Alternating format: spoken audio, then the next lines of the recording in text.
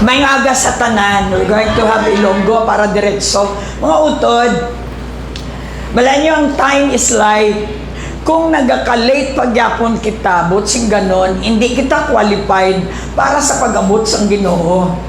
Pwede man nga on time ka, gapangyamid ka, hindi ka gyapon qualified. Amo gani nga kinahanglan magbasa gid kita Bible. Sa mga couples, dugangan ko lang tong first part naton nga covenant is different from contractual. We'll be talking to that every time na mag-breakfast kita. Please lang, sacrifice gid ako nga wala akong kaligo kay nga sa gabi nga daan imo na nga isipon nga estimate mo alas 2 ka matulog, dapat alas 5 bugtaw ka na. That's a sacrifice. Because tandaan nyo, wala gani pain, wala sang gain. Ang tao nga pigado because wala siya diligent. Anong diligent? Maabtik, masipag, advance. So sa marriage, amo man na, damo kita hindi gid nami ang marriage ko. Tanan kita hindi perfect. Pero anong imuon naton? Mapalapit na sa perfect one. Siya ang author, the oldest institution made by God sa bilog nga creation niya is bago pa na-create ang marriage, ang ang mga plano niya. So, Adam and Eve was the first couple nga ginapresenta sang Ginoo. Kag under sa institution sang marriage niya, nagpakasal ka, ang covenant marriage. Sabi ang covenant, kinahanglan dugo. Kung wala dugo, hindi na siya covenant marriage. That's why ang ginassign ta, kung dito ta sa mayor mapakasal, ink. Pero sa Diyos, blood. Ang dugo ni Kristo, amo ang nag-assign, nag-approve, na kamuging kasal sa iya nga covenant institution of marriage. So sa bunga aga, nagapati ako, ang interesado nga tao, kamangon niya gid. Prasini ang aton nga conference, pagtilaw na, 7:30, diri na kita. Siyempre kung 7:30, makita mong sarili mo. Kung gusto mo makilala ang sarili mo, tanawa ang imo bana, ang spouse mo. Inang mirror, edge to edge, makita mo kung sino ka. Right? So amo na gani nga may purpose ang tanan. Ang covenant marriage naga-pertain sang dugo. Kinahanglan ang aton nga definition biblical to duha ka tawo nga napatay sa ilang nga will. Nagdesisyon kamo nga duha mapatay kita sa aton nga luyag. Oh, at first nagluyagay kita. Yes, kasi ginagamit ina. Pero balaan nyo man, ang luyagay, ang attraction, hindi magdugay. May duration. Gani, kinanlan nato na balanon nga kung ang marriage balan naton covenant marriage or contractual marriage o ang ginatawag nga cultural marriage. Ang marriage, duwa ka will. Ang will ko mapatay. Ang tanan ko nga gusto, passion ko. Nag-decide ako, mapatay ako sang wedding ko. Ang wedding hindi marriage, pero inaabaw, nga ihatag mo ang imong pledge. Kaya ang covenant marriage, sabi ng pledge mo sa Ginoo or oath mo. Balas ang president, may oath siya nga time, di ba? Amo man na nga kung magpakasal ka ma-oath ka sa covenant institution sang Dios nga nagasulod ka sa iya nga covenant. Siyempre may dugo, amo nang pertaining sa dugo, amo na ang imo desisyon nga mapatay ka sa will mo. Ang imo spouse mapatay man sa will, nag-agree ka mo para mag-birth ang bagong will. Amo na ang will sang author sang marriage. The will of God. Amo na ang ang tunay nga covenant marriage pangamuyo, let your will be done, let your kingdom come. Will bala ni Lord nga magburot ka? Hindi. Pero kay ginahimo mo. Amo na lain ang knowledge mga utod versus wisdom. Kung gapamati ka, sigurado pag tigdog mo may pagbago ka, latas ang tupad mo, hindi nga tao na mati. Ang pagpamati, importante. Kaya kung anong nabatian mo kung nasulod sa heart mo, amo na ikaw. Wala ka man may nabatian, wala. Daw wala lang. Tao-tao ka lang din. Pero kung may nabatian ka sa pulong sang Ginoo, may leading ka, may guide ka, may power ka. Naintindihan natin. So, ang marriage, hindi kay sweet-sweet. Wala sweet-sweet sa biblical marriage. Sa una gani, ginatugpo. Yung pangamuyuan sa duwa ka parents, itugpo. Nga nagalast ang marriage nila. Kaya hindi L-U-S-T. Kung nag-umpisa man kamo sa last, pwede nyo na ma-shift kung na-born again kita. Na-born again kita, then ma-shift kita. Check natin marriage. Kung inibala, contractual, kung singgitan mo ko, mas singgitan ta ka. Diba? Muna, kung lampusan mo ko, mas lampusan ta ka. Amo na ang kontrata. Pero ang covenant marriage, nga bisan daw mapatay ka nakaugtas, nagadesisyon ka na manatili ka because you pledge, nag-oath ka sa Ginoo nga mapatay ang imo nga flesh. Naintindihan nyo? Nalan matagan kita sa ning marriage.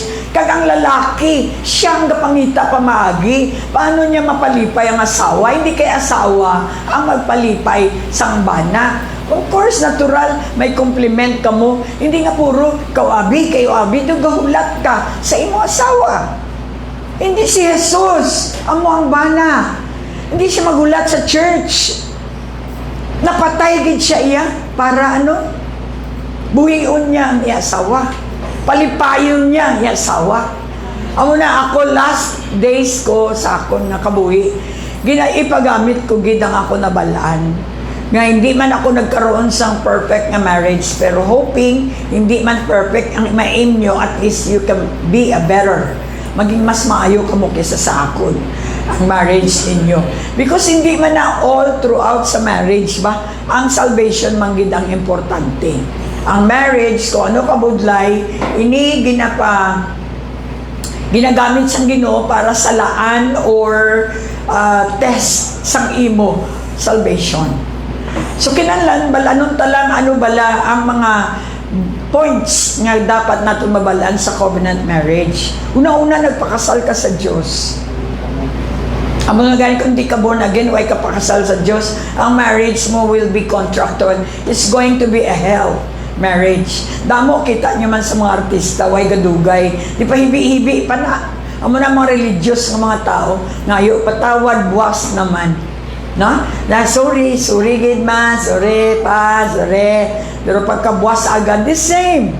So that's why amo na ang contractual marriage. Depende sa feelings.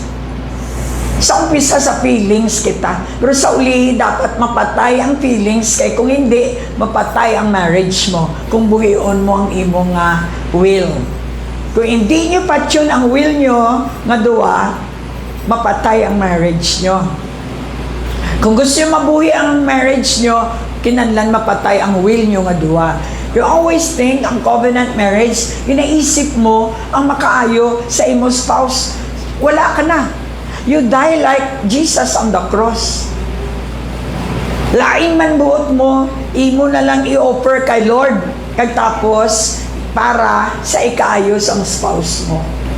Amo na nga kung ang isa sa mag-asawa ay may nag-sacrifice da, hindi magdugay ang marriage. Tama bala? Karon, kung ikaw ka-sacrifice, kinahanglan ang imo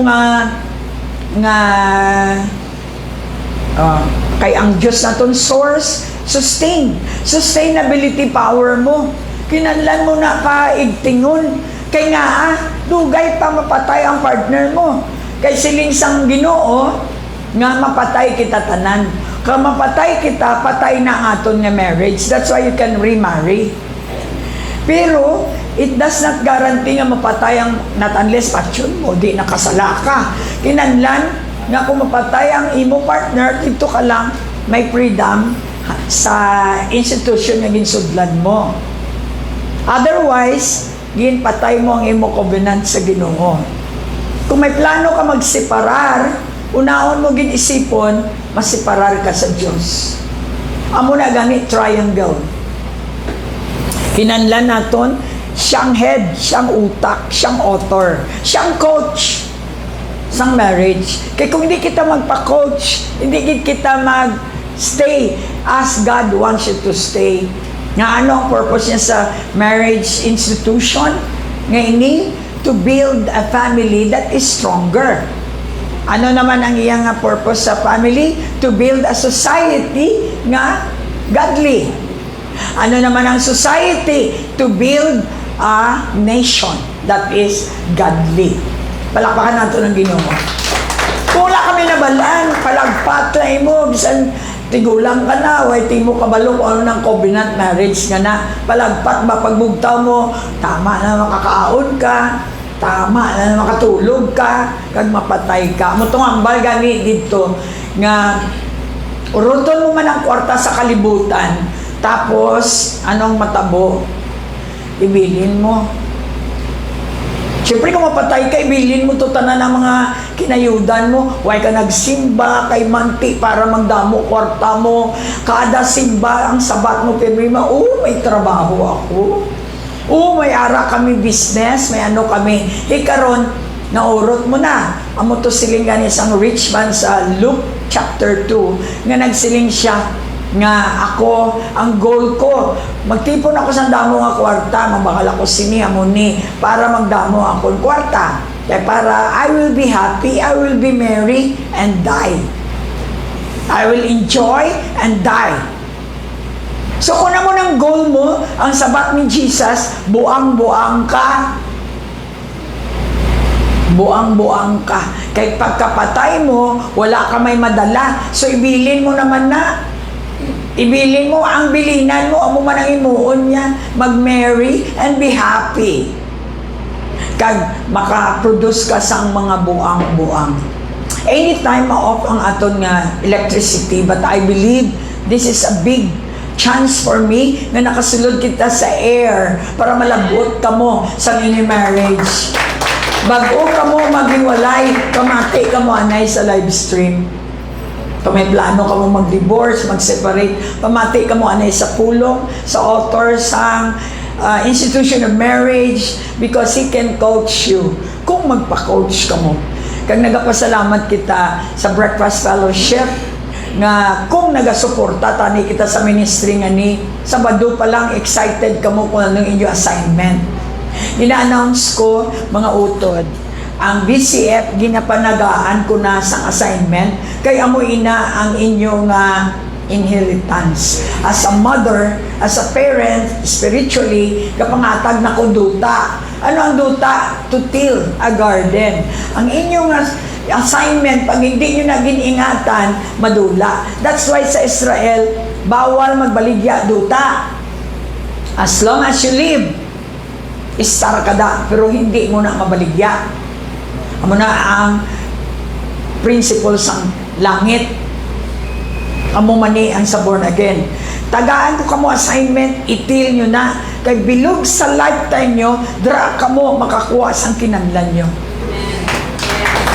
Physically, magtanong ka talong, baka no ka-harvest ka, makabaligya ka, mabakal mong tanan. Sa inyo nga mga assignment, kinahanglan itil nyo na, patambukon nyo na, padabungon nyo na, kay dira ka mo tanan, dira ka mo i-form, dira ka mo maging mapag-on, ang tanan nga requirements ng Ginoo, kung mag-graduatean mo ina, manage mo sa mayong imo assignment up to the end kay lifetime ina, then surely, kalabot ka gid dito sa destiny. Our God is a God of reward. Ang marriage nato na muman, kung hindi, tandaan nyo, kung may guba sa marriage ninyo, di ba, ang balay ninyo, kung may leak ang inyong nga banyo, amo lang to i-repair, hindi gubuon, hindi kinahanglan gubuon ang bilog ng balay. Yes. Oo. O naguba lang ang imo nga pertahan, ma-divorce ka na. Kung ano man to inyo awayan, dito lang. Hindi nga daw tananon mo, pati pamilya, i-ano mo, wala labot. So mo na gani, nga kinanlan, mapamati kita, magtuon kita. Magtuon kita. Marriage is your covenant, blood covenant, with the one who created the institution long time ago. Siya mismo ang nag-institute sina for His purpose. So excited bala ka mo sa aton nga conference? Yes. Because to live wisely is very important. Ang Psalms 90 ato na basahon. Part na siya sa isa ka marriage nga dapat naton knowing God anay. Paano ka makasulod sa marriage nga way ka kakilala sang author? So hindi na siya malayo. Knowing the author will determine your result. Ang imong marriage maging maayo gid kung nagatulok ka sa author, nagapa-coach ka. So you have to know Him as an almighty God. Ang Psalms 19 makahatag sa aton information, pero kinahanglan naton wisdom. Knowledge is different from wisdom. Knowledge is the information na ginatag sang Diyos sa aton. Ang iyang knowledge, impact, sure, wala kulang, eksakto, correct, tama, tumpak, and then but we need wisdom. Ang wisdom is the application. That's why mamangkot ako sa inyo. Di bala, kabalo ka mo nga ang sobra kakaon malain? Alright? Ang nagasigarilyo malain sa baga. Bala nyo? Knowledge, okay. Ang druga, makaguba. JB, ang druga, makaguba. Tama? O, balaan nyo. Ang buyayaw, makaguba. O, balaan nyo. Ang sugar, makapatay. Ang sugar, makaguba. Ang sobra kakaon sang taba, maka-high blood pressure, makaguba sang imong nga blood. Balaan nyo. Ang adultery, makaguba. Oh, balaan nyo. Pero amon na, kadamo ang tao na balaan, pero wala siya wisdom. That's why ginapangayo ang wisdom. Wisdom is how to apply, paano mo matalikuran ang imo nga pagka-gluttony.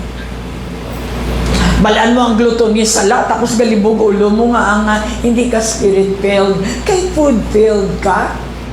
Kung puno ka sang pagkaon, natural, hindi ka mapuno sang balaan nga espiritu.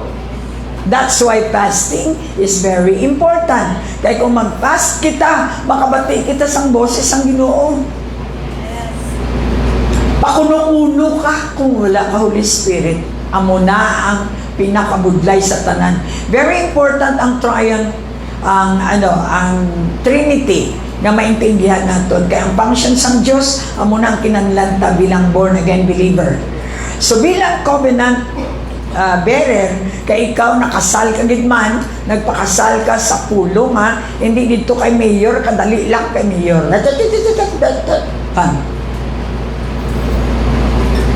Mabuhay ang bagong kasal. Ang Diyos, pag nagkasal sa imo, kinahanglan, ang duwa nyo katagipusoon ang iya itay. Amo na ang sign sang Diyos iya dugo. Kubiran niya sang dugo, ang life niya sa imo nga marriage. Covered na, undercovered ka.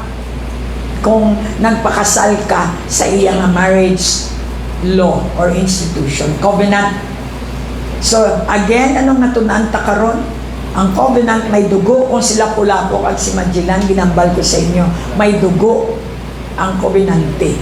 Ang kontrata, ink lang na, subject for change. Amo na damo separation. Usually, ang iban man nga may naka-covenant. Ang iba naka-covenant sila, marriage covenant. Kulang lang sa pag-intindi. That's why, nagapangabuhi sila ang cultural marriage or contractual marriage ang ilang ginahimo, pero under sila sa marriage covenant. That's why hindi mag-work. So nagapasalamat kita, may burden kita sa mga nagahiwalay. If only they knew, marriage is beautiful. Hindi itong tao ang beautiful. Ang marriage institution ang beautiful. Alam mo, ikaw mo may responsibilidad ka. Kung may asawa ka, may responsibilidad ka sa imo spouse. Hindi kay makasarili ka, kinanlan ng spouse mo, magserbisyo sa imo. You are what? Like Ahab. Ang hellish o ang mala-impyerno nga marriage, pareho kay Ahab kag kay Jezebel. Si Ahab, nag-manipulate. Si Jezebel, ang manipulator. Si Ahab, amo ni siya ang busi. No? So that's why kung duwa ka mo, busi ang lalaki, do kada tulok sa mga worker diri gaturong mataya daw under blatanan sa iya na mo na busi na. Kung ang babae naman manipulator, di ba la? Amo ni ang tawag nga hellish marriage. We need to see nga karakter ang target sang Diyos. Mga young people, kung kamo mag-asawa, you have to get married, hindi tungod gwapo o nanluyag ka mo, kundi tungod time na nga mag-asawa ka. Because marriage is for maturity. Pag immature ka, hindi ka dapat mag-asawa. Anyway, immature people will go to hell. Kung nasa tanan, huwag kami nabalaan, palagpat ka lang daing mo, natural wala. So sa mga nakaasawa, may mga past tense ka mo, i-relate nyo sa mga bata ninyo. Yes, may mali kami na ngayon na kami patawad. So hindi namon gusto maliwat na sa amon kabataan. Ipabalugid na sa ila. Nga ang mistake ninyo is a learning for them. Ako man, hindi perfect ang marriage ko, tanan man kita. Pero kung may panahon pa ako nga mag-coach sa mga bago nagpakasal o nagpakasal na daw alanganin pa, i-save natin sila because that is God's vision para sa aton nga mga believer. Kung believer kita tong extension ni Jesus diri sa duta. After the seminar, my desire for every one of you is ma-strengthen ang inyong marriage covenant sa Diyos.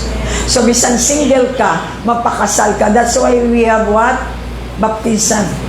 Nagapa-baptize kita, ibig sabihin nagapa-immerse kita, nagaupod kita, nagadwell kita sa naghatag sa aton sa kabuhi. So mapakasal ka sa Diyos, anay, kag kung mag-intra ka na sa marriage covenant, balanon mo ang institution of marriage ni Lord. Agud to may ara ka nga knowledge, nga ka wisdom, how to apply it when you get married. That's why damo may nabalaan kita, di ba? Nabalaan ta nga sugar, makaguba sa lawas, di ba? Leia, pero why ta wisdom? Amo na siling sang Ginoo, mga buang-buang kita. Ginbalo talang, kabalo ako ako pa. Graduate ako, PhD ako. Pero kay ti, wala na apply. So that's why makita ninyo, damo nga mga dean's list, mga tag-as, ang mga ilang kategory. Pero pag-abot sa relation, hindi sila kabalo. So hindi kita mainggit sa mga politika, ang graft corruption ara gidira. Amo na may isa ako ka nakilala nga bag-o siya gin-operan sang 5 billion nga project, nakapabaptize gid siya ba kag naka-surrender. Ang word nga surrender hindi pa gininakwa sang BCF. Kay kung well surrendered kita, pag-abot sang bisan 5 billion pa ang imo nga temptation, hindi ka gid matintar, kay gin-surrender mo na. Karon ang nag-offer sa iya, gin-garnis tanan, balaan nyo na ako sino. Nag-garnis tanan ang iya nga mga kinitaan. Amo tong nagabalik-balik sa iya nga operan siya sang 5 billion. Kagkaroon ara siya sa simbahan, nagalip up sang hands niya, atong iya mga upod ng mga kontraktor, ato na sa prisuhan. A testimony that is true even in this moment. Gani, kung surrendered ka nga tao, ang life mo hindi na imo, ang time mo hindi na imo. Kung magsigi kita ka rason, rebellion. Ang tawag tabis ang sala mo ni weakness ko atin. Amo na modern, di ba? Hindi matawag bala, hindi maamin nga sala gani. Ang sala mga utod sentence, death sentence ka. That's why kung corpse ka, hindi ka ka-produce life. Hindi ka pa-born again ka tao, kaya hindi ka man born again. Naluoy ako sa mga pastor, mga leader. Nasa karon way patanan na born in the Spirit. Kaya kung ma-born in the Spirit ka, lain ang imong nga perspective. Sa marriage covenant mo sa Ginoo, nagpakasal ka man bala, kapila ka gintos mong, ikaw gani ka patos mong ka na sa mga tao, ang napatay ka na ba sa imo nga dati? Ang baba mo, complainer ka, you are anti-Christ. Sa likod, mabatian sang spirit ko, ang baba nyo, you talk against your pastor, against your God. Can you do that? Can you imagine? So, kung complainant ka, hindi ka worshiper. Nga magtaas-taas ka, kakamot ka, mag-praise the Lord, hallelujah. Nga, ang imo baba, reklamador ka. Hello? Pero amo ning hambal ni Lord. Kung may reklamo ka, kay ako naghimo sinasang ako nagatag sa imo sang pastor. Siling sang Dios sa akon ka reklamo. Kay masabat ta ikaw. Kung reklamuhan niyo ng pastor dira, way patay lang hapring niyo sa ibang nga church kag magreklamo. Likewise sa asawa. Mag-asawa ka mo young people, pilian niyo ang nagabasa Bible. Kay bisan na siling kagasimba, way man gabasa, kita mo ang aksyon nila hindi makita. Kung ikaw, ara ka sa body of Christ, bisan sa mag-asawa, amo ni we're talking about covenant, mahalata mo asawa mo malagana, gusto mo na, amo man sa church, malata ko malagana ka mo. Wala ka mo excitement, magsimba, wala ka mo excitement magdalang-alag, why ka mo na excitement, siling gani sa Book of Revelation, ginambalan gin rebuke sang Ginoo, ang church, sang ano to, nga, you lost your first love. Ano nami, gadugay kang gadugay, gadula ang gadula, simbahan. Abi mo magpakaon ka, okay na, hindi na simba doy. Dahil hindi na simba. Ang simba, inabala ang tagipusoon mo, ginaangot mo sa tagipusoon sa Diyos. Ako, I can tell all of you na hindi ako perfect. Pero salamat, may perfect ako nga Diyos nga nagatudlo sa akon, ga-coach sa akon kung ano hambalon ko, kag hindi dapat hambalon. Right? So, amo na, ang covenant sa marriage ninyo, kung wala nyo na naintindihan, it will not work. Ang guaya gapaplastika, na lang kita. Para lang ang balon ka tao nga mag-asawa kita. Baw, hindi ginagusto ni Lord. Ibisto ka lang niya gyapon because He's the Holy Spirit that is the God of clarity. He wants you not to, to scam people. Hambala sa imo tupad, gina-scam ka, siguro scammer ka man. Yes or no? So, amo na, sa mag-asawa, may secret sin kita. Kung may secret sin kita, Psalms 90 will answer you. Wala sang secret nga hindi ni Lord. Kay trabaho, abiya mo na kasi napuyaan ako ni Pastora. Holy Spirit na gina-expose ka. Trabaho sa Holy Spirit, i-expose ka. Ang tao nga palabasa sang pulong, mabatsyagan mo man, dikit siya. Ang tao nga nagahambal sa pulpito, mahalata mo nga amoy Diyos siya o amoy sulfur. Kung nagkaon ka durian, amoy durian ka, bisan i-anuhan mo ka, ay mo ba, nag-aamoy. Amuman ang ebidensya sang tao nga gabasa. Bala nyo gamitin, ara ka mo sagwa. Wow, Deg, sakit ang buot ni Lord. Ako na lang magambal sa inyo. Kabalo siya sa ginahimo nyo, kabalo siya sa ginahimo mo sa CR, kabalo siya kung ginahimo mo kung gabi, wala sang secret sa akong Ginoo. I love my Lord Jesus Christ with all my heart. That's why I serve God. If you serve God, ang baba mo, hindi ta, napadako mo, nagkuhan kami, amon ni ang ginhimo namon, nagapaano kami, tanan ginhimo namon, o na, ano karon? Wala nga pamati si Lord sa ginhimo naton. Sa imo spouse, why siya pamati? Ay napamatian niya, anong ginhimo mo sa spouse mo? Amo na ang covenant. Abi niyo na dula ko sa akong topic, covenant. Siyempre ginasample ko ang mga behavior na makita ko. Ang target sa Genesis down to Revelation is your character. Wala na iba. Ang batasan ba? Ang bala sa imo tupad. Kumusta naman ang batasan ta? So since 1998, may ara bala pagbago. Kaya kung wala pagbago, na static ka, butsing ganon, may kagabiyahing langit.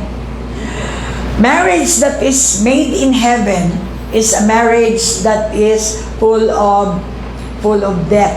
Patay. Adlaw-adlaw. Kung si Paul pagasiling, I die every day. Mapatay ka sa imong kaugalingon adlaw-adlaw para mabuhi ang imong marriage. Patay ang marriage mo kay why ka napatay. Self-centered ka lang gyapon, ang imo lang gyapon nga benepisyo ang ginaisip mo. So hindi ako perfect, kaya lang mo gani, gauyak gid ako sa Biblia, kaya ang Biblia perfect. Kalahuya, gambal gid ako, Lord. Anong imuon ko sa mga leader nga ni katigaulo? Siling sang Ginoo. Sige lang. Ipabalo lang sa ila nga I'm the God of love. I am the God of forgiveness. That's why ang message nyo karon, second coming, I am also the God of wrath. Nang kapila ka balahan-balan, 3, 4, 5, dungol ka because of your gluttony. And yet, you do not take it as a sin. Mismo ang Bible, gambal na ang gluttony, sala. Sa imo ya weakness. My weaknesses, abi, food. Well, ang balunta ka, death sentence ka. Sin is a death sentence. Kita tanan hindi perfect. Nasintensyahan na kita sang kamatayon. Pero, may pero, nga kung mag-upod ka sa nagahatag sang life sentence, wala ka pamati, ibante, manti, naigo. Kung nagaupod ka, hindi nabatian mo, ayu, si Jesus, Savior, ayu, si Jesus, nag-agi. Sino si Jesus? Ang pulong. Wala ka nagsakay. Diyanay ka, base masiling ka mo, palangit ka mo. Ang pamangkot, nagsakay bala ka mo. Ang alas 4 nyo bala, alas 4. Bisan uruto nato ng Bible kabasa, kung wala kita gapakatama, ang Diyos wala feelings. Decision. Ang covenant, wala feelings. Nagpirma ka, nag-oath ka, nga through sickness and death, maupod ka sa iya. May nagahagad lang sa imo pagkaon, di ka na magsimba. Di na oath mo, signed by the blood of Jesus. Ang Diyos is a God of test, mga utod. Well, wala ko may mahimo, ginadeliver ko lang message, isan masakitan ako, nga italikuran mo ako, it's okay. Mas nami nga talikuran mo ako tungod, I stand for righteousness.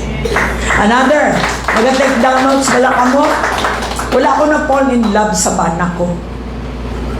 Falling in love means you will be fall. Kung born in the Spirit ka na, born again ka na, you walk in love.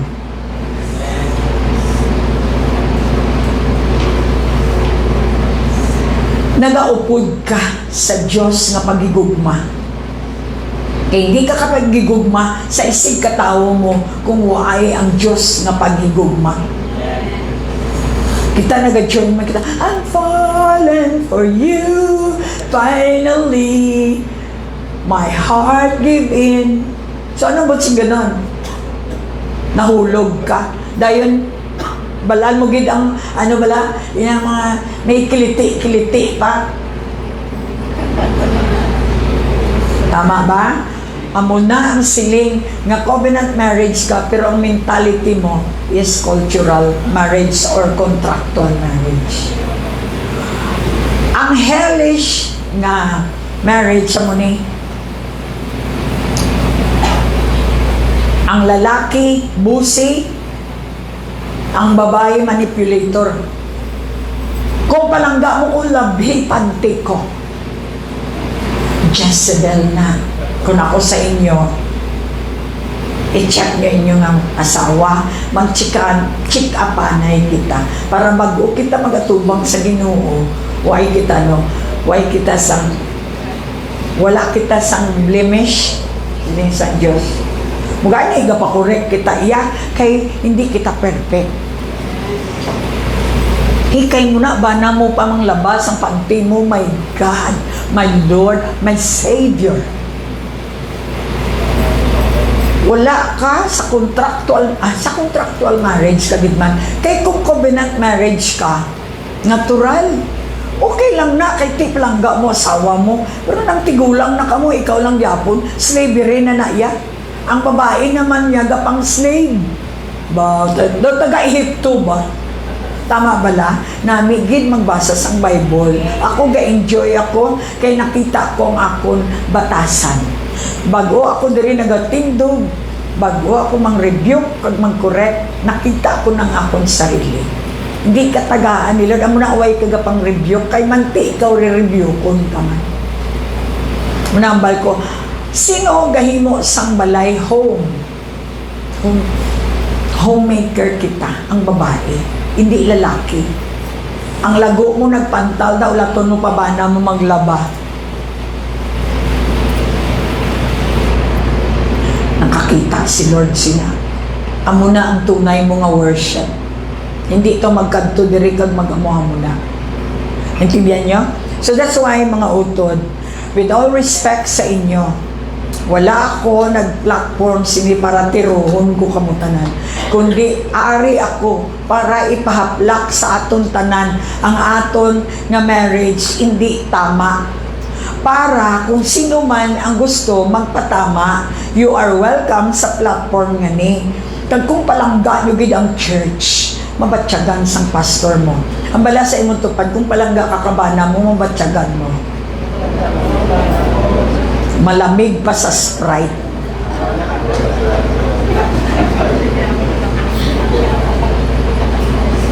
Naintindihan naton? So, hindi kita magtanawan ay ano bala ang nahimo ko sa akong husband. Napatay bala ako sa akong nga pleasure? Kailangan. Subong wala ko tulog, I die from myself. I'll tell you my debts of myself, and you will tell me of your debts of yourself. But thank God, sa aton mga kamatayon, may ara gid nga magwa nga kabuhi. May ma-resurrect dira ang will sang Dios amo na ang mabuhi. Kung mapatay kita, both sides sang aton nga will, then makahambal kita, oh God, let your will be done. Why mo ginpatay ang will mo tapos mahambal ka, let your will be done, Lord, let your kingdom come. Delikado na. Kay kung wala ka napatay sa imong kaugalingon, tapos nagambal ka kay Lord nga let your will be done, papatay ka. Patyon ka sa will ni Lord. Kay di will ni Lord na ginahimo mo. Tudloan ko kamo. That's why tingala kamo ay kamugana. Permanente. Daw bisan, why nagidrespeto sa pastor nila? Bisan kapila ka na ginambalan, please, mag-level up ka man ay. Kay siyempre gusto taman ang home churches natin mag-level up. Hindi sa pagpakaon, kundi sa sa batas santa. Nga, channel kita. Ay, amugali na ang Diyos nun. May sacrifice. Matindog kita tanan. Lord, salamat. Wala gyud ako na patayong suga. Basi why kita nadala. Praise God. 2 minutes na lang. Heavenly Father, thank you so much. Kung naigo man kami, tuyo mo gid intention. Kay gusto mo mag-idog kami. Sa mga tao, gapamati, wag yapon kay idog. Ilan na naiya. Ako, Lord, immune mo ako. Protect me. Digamit mo ang baba ko. Though, it's very painful. Kaya kung wala pain, botsing ganon, patay na sila. Mga dungol is patay na. Pero ang tao nga nasakitan kag nag-idog, amo na ang ma-resurrect. Lord, salamat gid sa covenant marriage and contractual marriage. I-check namon na ang covenant marriage gali ang mas powerful. Wala kami option na mag-divorce o mag-separate tungod lang sa inawayan namon. Salamat nga nakabati kami sa imo. Nga kung may ara nga guba ang CR lang ang amon nga ipa-repair, hindi tong bilog nga balay gobon. Amo man ang marriage. Nga kung ano amon ginawayan, dito lang kami mag-fix, kag dito lang kami, Lord, ayo nga ang tanan manginwell because ikaw man ang Diyos nga nagahatag sang coverage, sang imo dugo sa amon nga marriage. Lord, I speak blessing over any marriages nga nakabati subong. I prophesy that their marriage will be in covenant with you, Father, the Son, and the Holy Spirit. The Trinity will be revealed to our marriage so that, Lord, maging strong ini and we can be a blessing to many. May you continue to bless us this 2026.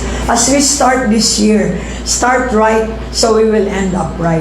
You are the right and you are our righteousness. Sa mga righteous, ibig sabihin, sa mga tao na nagpalo kay Jesus na righteousness, they are all covered and they are all covered by the benefits that you have given us, Lord. We will have a successful 2026.